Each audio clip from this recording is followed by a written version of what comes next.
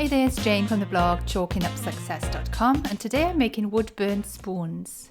For this project you'll need a wood burning tool, some wooden spoons and a pencil. It's a good idea to tape the wood burning tool to your work surface so that it doesn't get accidentally knocked over.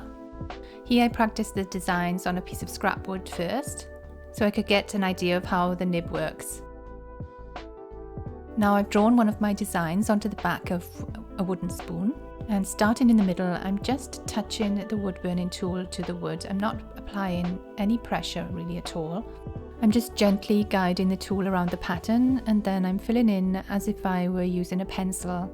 Oh, at this point I think I should probably give you some safety tips.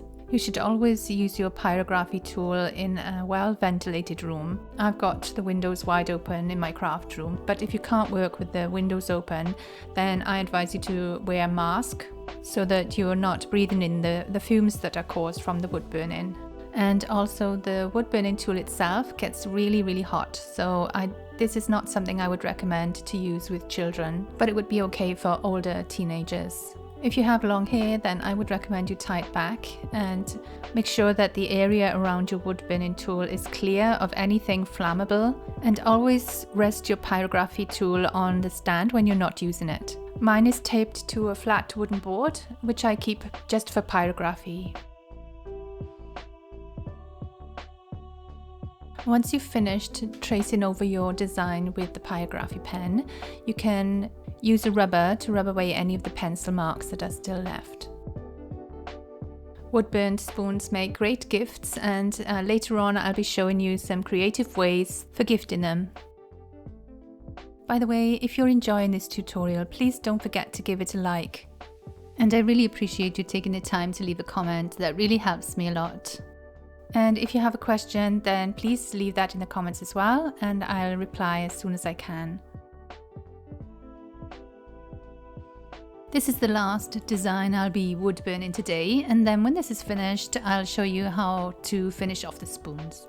As with all of my tutorials here on YouTube, I recommend that you read the instructions on my blog before starting one of these projects. I always include a link to the blog post in the description to the video, but you could also just go to chalkingupsuccess.com and search for any project by using the search bar at the top of the page. I finished wood burning the patterns onto these 3 wooden spoons, and now I'm going to finish them off with some oil. This part is optional, you don't have to oil the spoons, but I find that the oil conditions the wood and it also brings out the pattern of the wood burning more. You can use any food-safe oil to seal the spoons.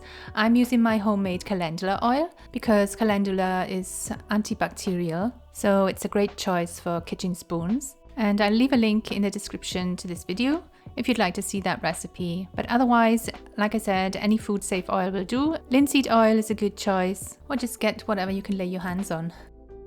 And I'm just wiping the oil over the spoons with a piece of kitchen paper.